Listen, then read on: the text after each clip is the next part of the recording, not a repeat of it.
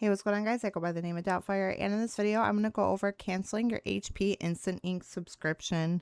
Long story short, I don't like the idea that you have to pay for a subscription for ink for a printer that you bought that is connected to your house Wi-Fi, so we're just going to go ahead and cancel it and find a different solution. So we're at our home screen here, and we are at our dashboard right now. We have this little drop-down area where we can go ahead and click on Update Plan. So right here, I can see my current plan where I have the 50 pages a month for $5.99. I don't want this anymore. So we're going to go ahead and click on Cancel Instant Ink. And right here, it'll go ahead and give you different options to try to keep you to stay. You can read through them, but I'm going to go ahead and just confirm the cancellation.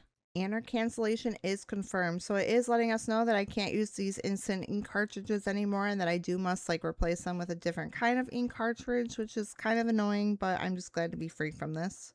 If this video does help you out, please drop a like, consider subscribing if you're new. Have a good one. Peace.